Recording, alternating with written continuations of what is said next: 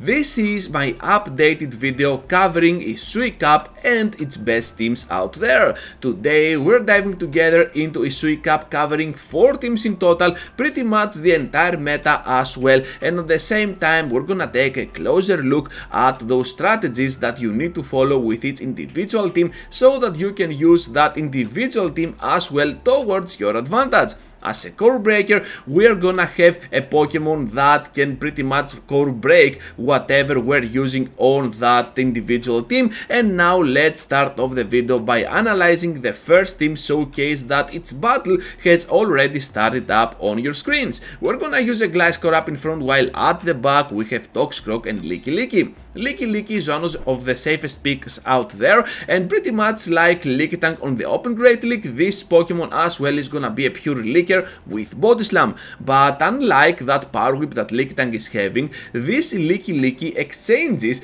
something like bulk from its defensive stats to replace it with some heavy nukes, so you can always count on it as a safe switch, having either Solar Beam or that Earthquake that I recommend going for it actually as your safe switch spot. At the back we're also gonna pair up our Lickitung with a Toxicroak, which is a Pokemon that can push a lot with those counters and at the same time can go either for the nuke and the Shadow Ball or just rely on those Mud Bombs. Up in front, our Gliscor is gonna be our generalist leader, and of course, having as a core breaker here Frostlass, I believe that Night Slash will be the better and actually the best charge attack that you can use when you're playing a team like this and you are using Gliscor up in front. You definitely need that extra coverage, and do not think that you're gonna stay in there if you happen to have a Frostlass up in front, because this is the worst scenario with this team. You need to rotate around your Lickilicky.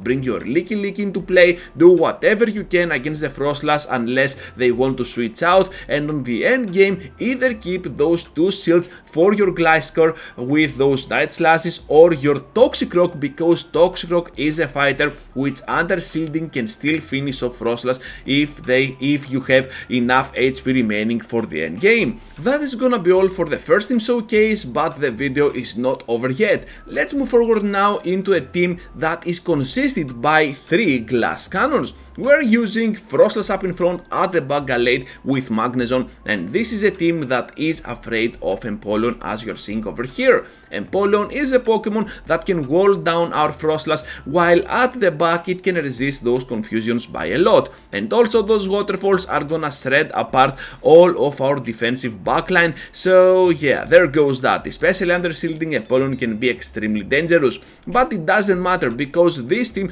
can still provide heavy pressure with those charge attacks. We're talking about moves like Shadow Ball, Avalanche, Wild Charge, Close Combat, some moves that at some point of the game will definitely guarantee at least one shot against any opponent out there. So yeah, this team is pretty good. I recommend going not with the aggressive switch, but still stay in there into any lead scenario with your Frostlass, because the backline is still gonna be the perfect one to destroy down whatever remains at the back. And also this is a sandwich team, which means that both Gallade and Frostlass will protect your Magnezone from those Gastrodons, so this is the only synergy that you need to keep in mind, and of course this team will be successful even against some Empoleons along the way.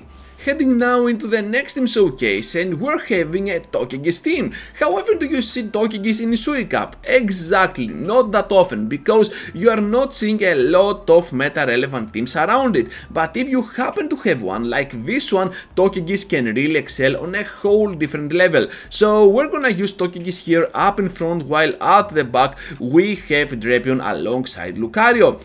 This team strategy is simple. You need to aggressively switch in there with your Drapion, trying to draw out something like a Gastrodon, and to do so you definitely need for that element a Shadow Drapion along the way, because Shadow Drapion will get the chance to two-shot down a lot of meta-relevant Pokemon, and with that Shadow bonus you're gonna be kinda glad in doing so. So by drawing out that Gastrodon with the aggressive switch to your Drapion, you manage to have a completely entire different scenario on the ending part, because because now Lucario most likely will have no other weakness, and I recommend going with Blaze Kick and the amazing Shadow Ball as your charge attacks over here. No reason to get to the Aura Sphere, to the close combat or any other fighting move, something like a Power Up Punch, because with those moves out of the way you get even more coverage with either the Blaze Kick or that Shadow Ball.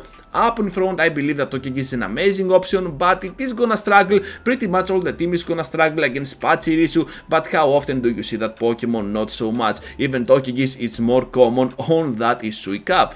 Time for the final team showcase now, and we're using a Gastrodon up in front, followed up by Hisuian Quillfish with its amazing moveset and of course Cresselia. So you need to play this team with Cresselia, you cannot replace this Pokemon. Hopefully we're gonna get one soon, below 1500 CP from that Sinnoh missions, but till then you need to trade for it. This is why I left this team for the end, because it is the most powerful one of this video, but at the same time not everyone is having a Great League version of Cresselia, not everyone can trade for it, to be fair. So anyways, Gastrodon now up in front is gonna be an extremely pushing Pokemon for the entire meta, with those Mud Slaps able to destroy down all those fighters, because most of those fighters are gonna be either a poison type or a steel type, both of which are gonna be taking super effective damage from those Mud Slaps. And now after this season's rework, Mud Slap is even more powerful with the energy gain. I think that Body Slam is gonna be your main way to go, while Earth Power is gonna surprise a lot of unsuspected opponents.